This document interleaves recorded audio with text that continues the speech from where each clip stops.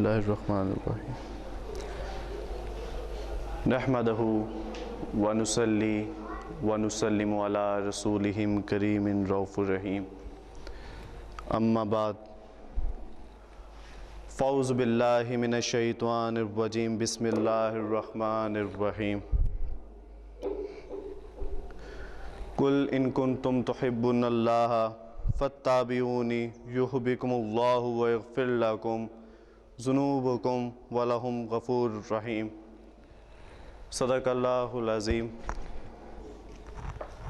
اللہ تبارک و تعالیٰ کا بے پایا لطف و کرم ہے کہ اس نے آج اس بابرکت مہینے میں اور اس بابرکت دن میں ہم سب کو مل جل کے بیٹھ کے ذکر مصطفیٰ، شان مصطفیٰ اور عشق مصطفیٰ ہمارے دلوں کو عشق مصطفیٰ سے منور فرمایا، اور آج اس طرح سے مل جل کے بیٹھ کر ہم سب کو اپنے پیارے حبیب کا ذکر کرنے کی توفیق عنایت فرمائی۔ اللہ تبارک و تعالیٰ کا یہ احسان عظیم ہے کہ اس نے اس 12 ربیع الاول کے مہینے میں اپنے پیارے حبیب حضرت محمد مصطفیٰ صلی اللہ علیہ وآلہ وسلم کو ہمارے بیچ پیدا فرمایا۔ ابھی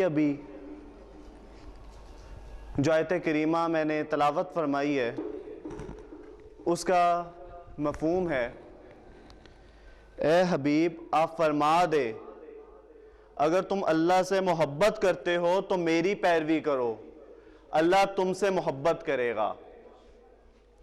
اگر تم حبیب کی پیروی نہیں کرو گے تو اللہ بھی تم سے محبت نہیں کرے گا۔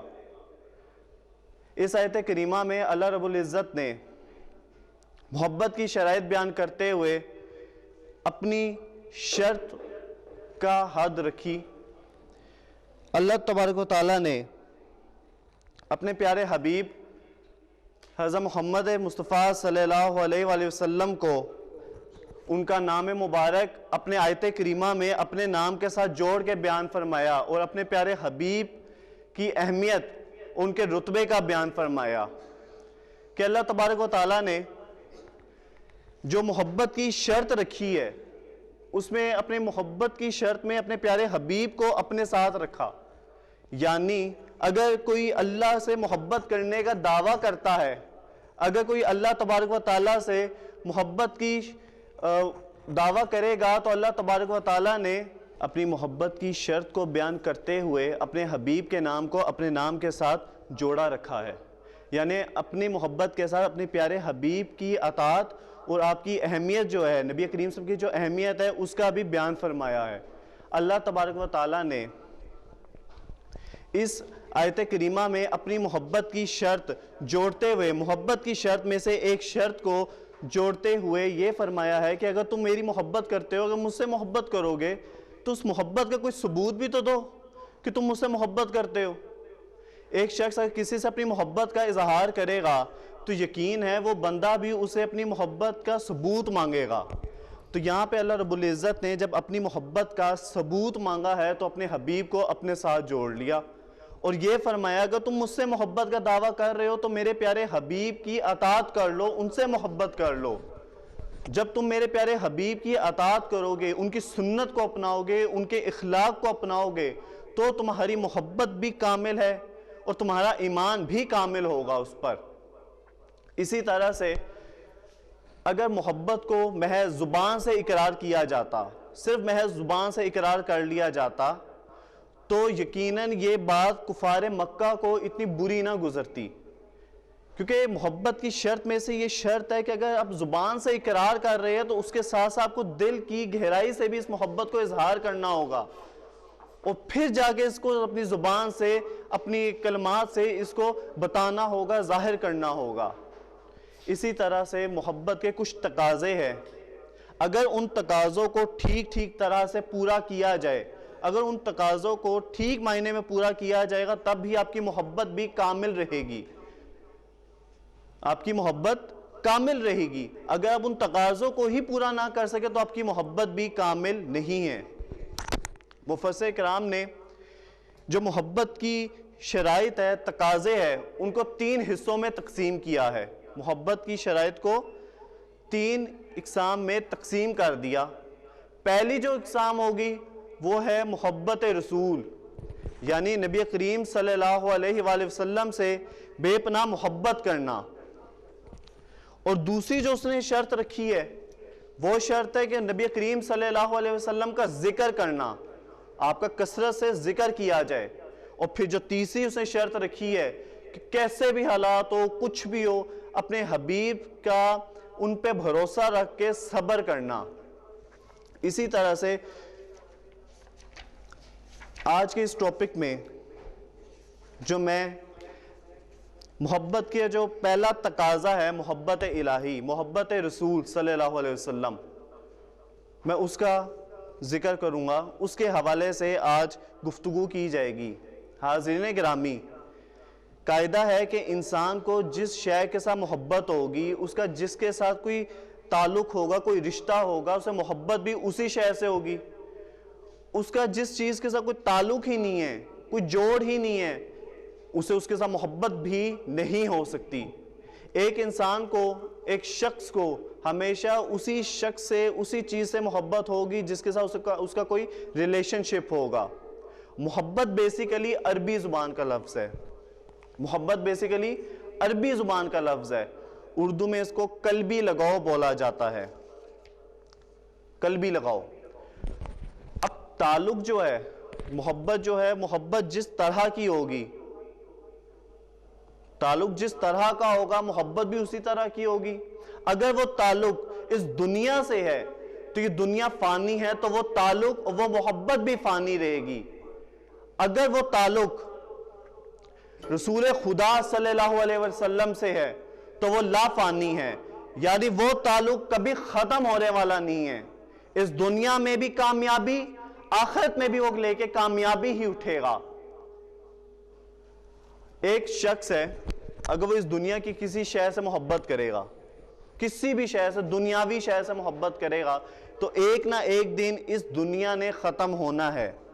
ایک نہ ایک دن اس دنیا نے ختم ہونا ہے. جب وہ دنیا میں وہ چیز ختم ہو جائے گی تو وہ محبت بھی ختم ہو گئی، وہ محبت بھی باقی نہ رہی.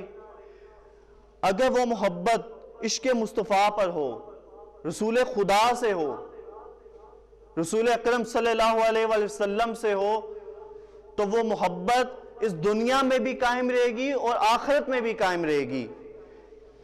حضور نبی کریم صلی اللہ علیہ وسلم فرماتے ہیں کہ ایک شخص جب مجھ پہ درود پڑھے، جب مجھ پہ درود پڑھتا ہے محبت کے ساتھ، الفت کے ساتھ، خلوص نیت کے ساتھ.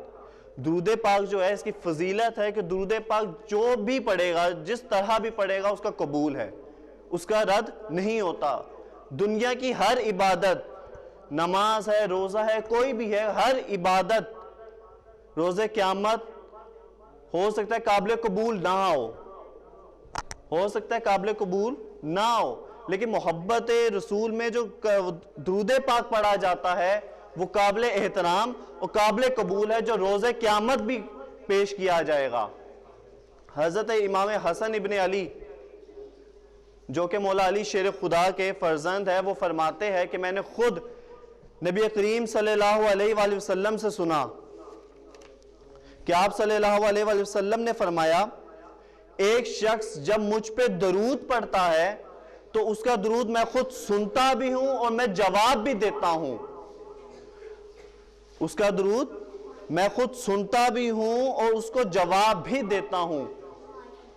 اب آپ خود اندازہ لگائے، ایک شخص جو رسول خدا صلی اللہ علیہ وسلم کی ذات پہ محبت کے ساتھ درود پڑھے، محبت کے ساتھ درود پڑھے، اور آگے سے حضور صلی اللہ علیہ وسلم خود اس کا درود سن کے اس کو جواب دیتے ہو، تو اس سے بڑھ کے خوش قسمتی اور کوئی نہیں مل سکتی.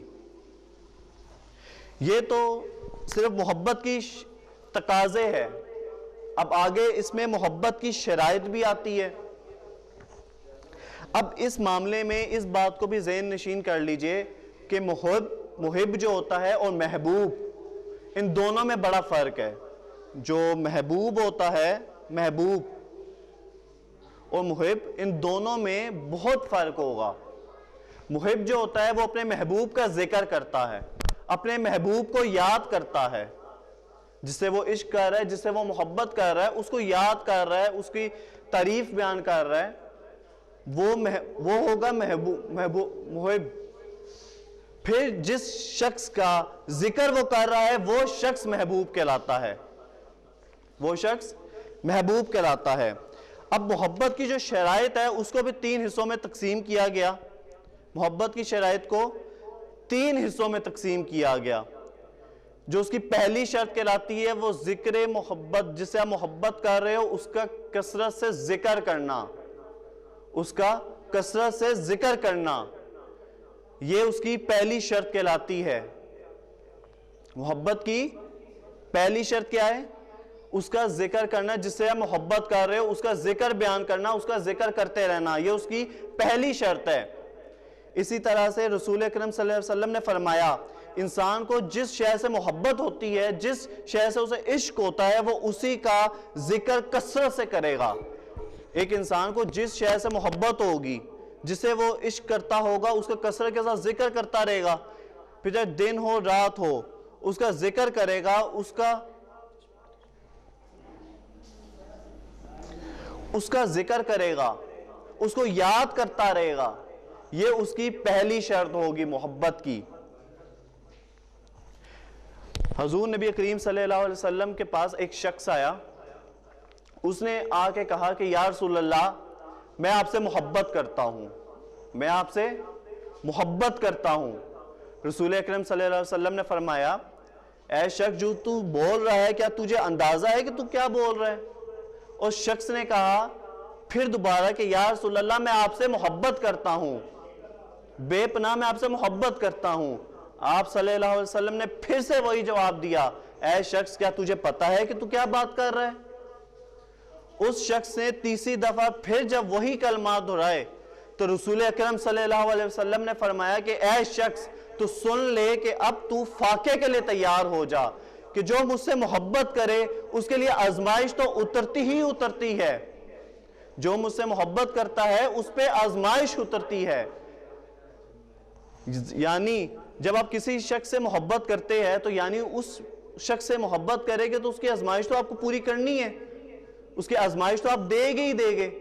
تو جو شخص رسول خدا سے محبت کر رہا ہے تو اس کو بھی اپنی آزمائش دینی ہی دینی ہے، اور اس کی آزمائش مختلف ہو سکتی ہے. اب آپ نے اس ٹائم فرمایا کہ تجھے فاقے کے لیے تیار رہنا ہے، تجھے فاقے کے لیے تیار رہنا ہے، یعنی جو مجھ سے محبت کرتا ہوگا اسے فاقے کے لیے بھی تیار رہنا ہے، تب جا کے اس کی محبت کامل ہوگی. اس سے پہلے جب تک اس پہ کوئی آزمائش نہ اترے. آپ جس شخص سے محبت کریں گے وہ یعنی آپ سے محبت کا ثبوت مانگے گا. جب آپ اپنی محبت کا کوئی ثبوت پیش نہیں کر سکتے، کوئی اپنی محبت کا ثبوت ہی نہیں دے سکتے، تب تک کہ آپ کی محبت کامل رہے گی. آپ خود اندازہ لگائیں کہ آپ کی محبت تب کامل ہو سکتی ہے. آپ جس شخص سے محبت کریں گے جب تک آپ اس کا ثبوت نہ دے آپ کی محبت تو کامل نہیں ہوگی، آپ کی محبت کا کوئی ثبوت نہیں ہوگا. جب آپ اس محبت کا ثبوت دیں گے تب جا کے آپ کی محبت کامل ہوگی. اور جو ابھی قرآن پاک کی آیت کریمہ میں نے پڑھی تھی اس میں اللہ تبارک و تعالیٰ نے اپنی محبت کا ثبوت مانگا تھا، اپنی محبت کا ثبوت مانگا تھا. اپنے ثبوت مانگنے کے ساتھ ساتھ محبت کی شرط کو پورا کیا. محبت کی شرط کو پورا کرنے کے ساتھ ساتھ اپنے پیارے حبیب حضرت محمد مصطفیٰ صلی اللہ علیہ وسلم کا نام اپنے نام کے ساتھ جوڑ کر آپ کی اہمیت اور آپ کی عظمت کے بارے میں بھی بتا دیا. وگرنہ آپ خود اندازہ لگائے، اگر ایک ماں ہے، اس کی بیٹی اسے کہتی ہے کہ اے امی جان میں آپ سے محبت کرتی ہوں، یا باپ سے اس کا بیٹا کہے کہ اے ابا جان میں آپ سے محبت کرتا ہوں، تو باپ اسے یہی کہے گا کہ بیٹا جو میں کہتا ہوں تم میری بات مانا کرو، میری بات سنا کرو، جو میں کہتا ہوں اس پہ عمل کیا کرو. ایسے ہی کہے گا نا، یہی الفاظ اس کے ہوگے. لیکن یہاں پہ اللہ رب العزت چاہتا تو یہ بھی فرما سکتا تھا کہ اگر تم مجھ سے محبت کرتے ہو، اگر تم شخص مجھ سے محبت کر رہے ہو تو میری اطاعت کرو، لیکن اللہ نے فرمایا کہ تم میرے حبیب کی اطاعت کرو، جب تم ان کی اطاعت کرو گے تو میں بھی تم سے محبت کروں گا، تمہارے پچھلے گناہ بخش دوں گا۔ یہاں پہ اللہ تبارک و تعالیٰ نے اپنے حبیب کی عظمت بھی بیان کر دی، اپنے حبیب کی عظمت بیان کر دی، اور ساتھ میں اپنی محبت کا تقاضا بھی پورا کر دیا۔ اسی طرح سے اللہ تبارک و تعالیٰ نے جب حضرت آدم علیہ السلام کو پیدا فرمایا، جب آپ سے ایک غلطی ہوئی تو آپ کو دنیا میں بھیج دیا گیا۔ یہ واقعہ تو آپ سب نے سنا ہوا ہے۔ جب آپ کو دنیا میں بھیجا تو حضرت آدم علیہ السلام نے توبہ کی، تو آپ کی توبہ پہلے قبول نہیں ہوئی۔ توبہ کرتے کرتے ایک دفعہ حضرت آدم علیہ السلام نے اپنی زبان سے محمد کے نام کا وسیلہ کہتے ہوئے سوال کر دیا اور اپنی مغفرت کا اظہار کیا، تو اللہ تبارک و تعالیٰ نے اسی ٹائم حضرت آدم علیہ السلام کی مغفرت فرما دی۔ تو یہاں پہ اللہ تبارک و تعالیٰ نے حضرت آدم علیہ السلام سے ایک سوال کیا کہ اے آدم، تجھے محمد کا کس طرح پتا جب تک ابھی تک ظاہری وجود میں حضرت محمد مصطفیٰ بھی وجود پر دنیا میں وجود نہیں لے کر آئے، ابھی صرف آپ کا نور ہی ہے۔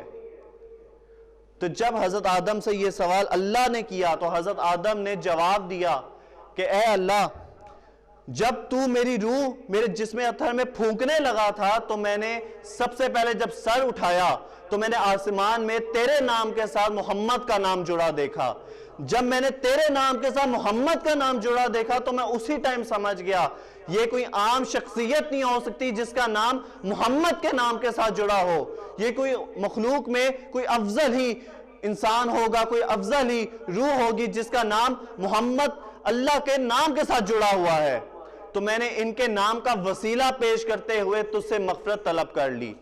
اسی آیت کریمہ کو، اسی حدیث نبوی کو اللہ تبارک و تعالی، اسی حدیث مبارکہ کو حضرت سیدنا ابو ہریرہ رضی اللہ عنہ روایت کرتے ہیں کہ حضرت آدم علیہ السلام ہند کے شہر میں آپ کو دنیا میں بھیجا گیا۔ خوف آپ پر طاری تھا، خوف آپ پر طاری تھا کہ اللہ تبارک و تعالیٰ نے حضرت جبرائیل امین کو بھیجا۔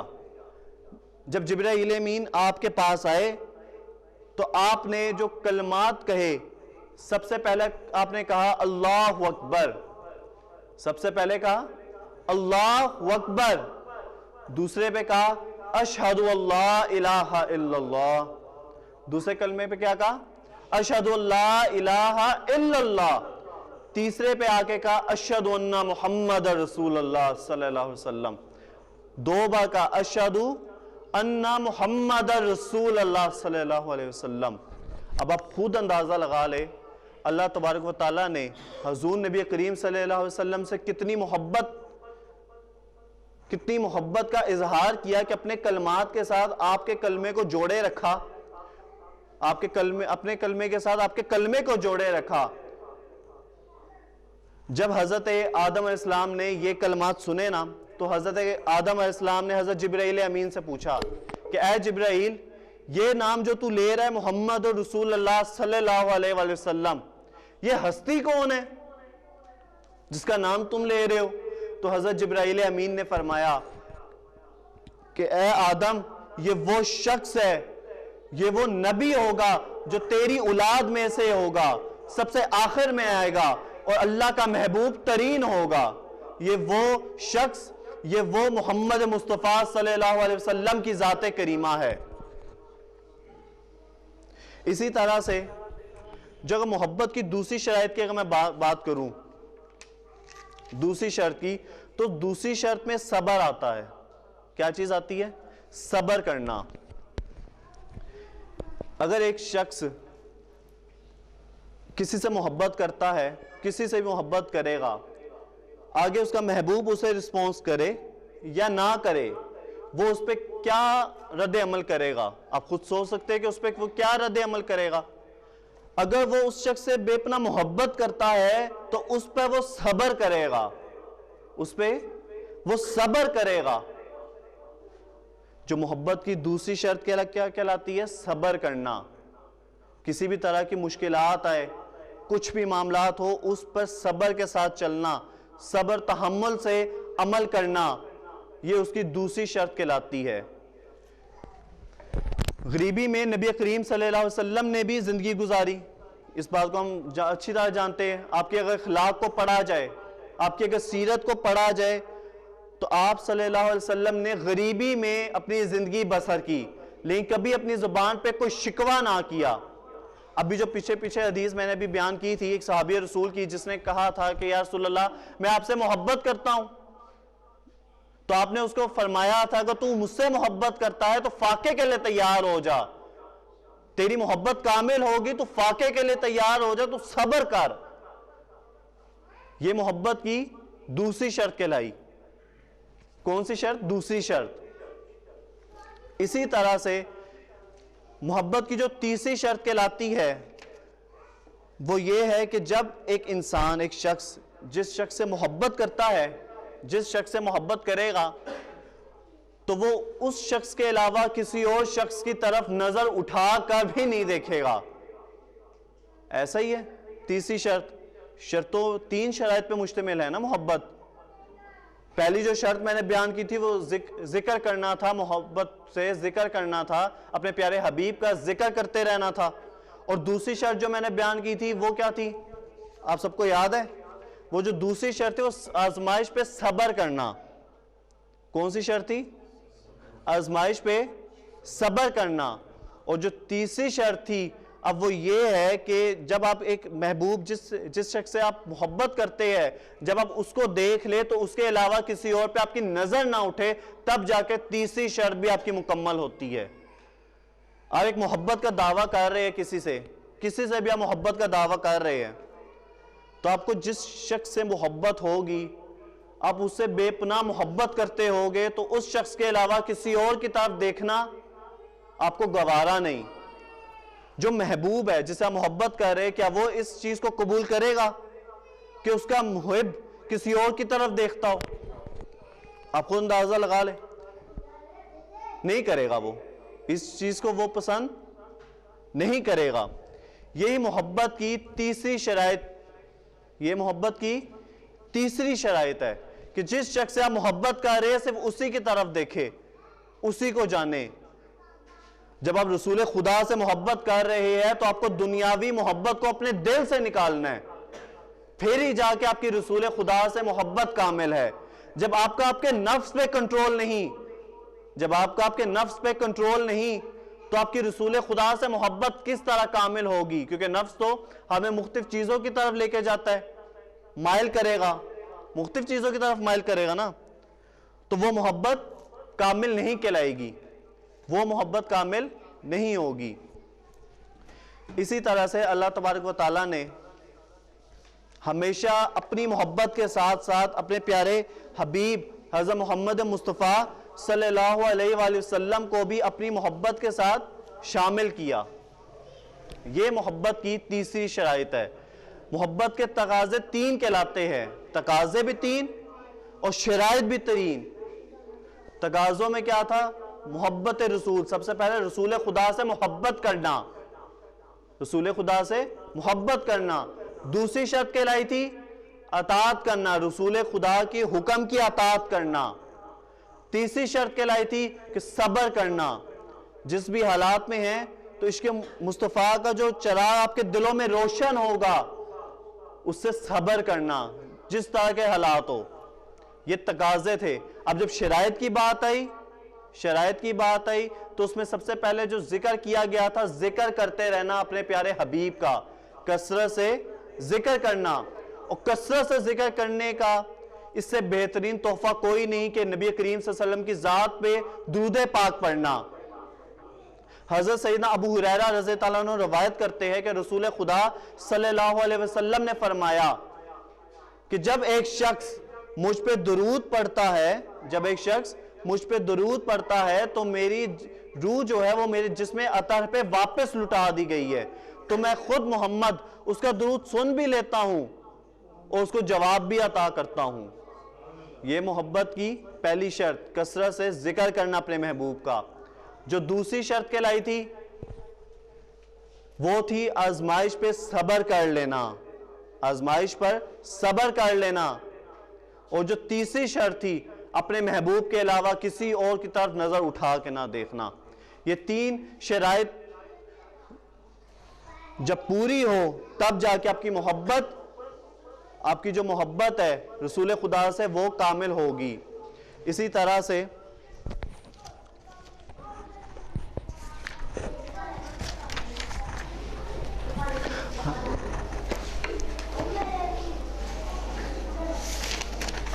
اگر ایک اور روایت میں بیان کروں حضور نبی کریم صلی اللہ علیہ وسلم کے درود پاک کے حوالے سے، تو حضور نبی کریم صلی اللہ علیہ وسلم کی ارشاد گرامی ہے، یہ سب سے امپورٹنٹ حدیث ہے جس کو آج میں خود جب پڑھ رہا تھا تو میں نے یہ سب سے امپورٹنٹ لی تھی، جو میرے لیے امپورٹنٹ تھی وہ یہ تھی کہ حضرت عبداللہ بن عباس رضی اللہ عنہ روایت کرتے ہیں کہ حضور نبی کریم صلی اللہ علیہ وسلم نے فرمایا کہ جو شخص مجھ پہ درود کا رستہ بھول گیا، درود بھیجنا بھول گیا، وہ جنت کا بھی رستہ بھول گیا۔ درود پاک کی فضیلت یہ ایسی ایک فضیلت ہے جس سے آپ کی محبت، جو آپ محبت کا دعویٰ کرتے ہیں نبی کریم صلی اللہ علیہ وسلم سے، وہ اس محبت کا دعویٰ بھی پورا کر دے، اس محبت کا دعویٰ بھی پورا کر دے۔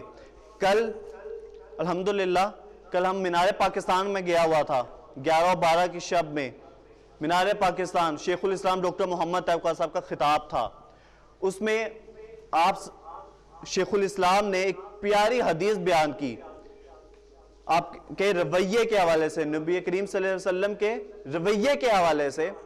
آپ فرماتے ہیں، اس کو راوی حضرت سیدنا عباس کرتے ہیں، حضرت ابن انس بن مالک روایت کرتے ہیں اس حدیث کو، کہ جب میں نبی کریم صلی اللہ علیہ وسلم کی غلامی میں آیا تب میری عمر 10 سال تھی۔ میری عمر کتنی تھی؟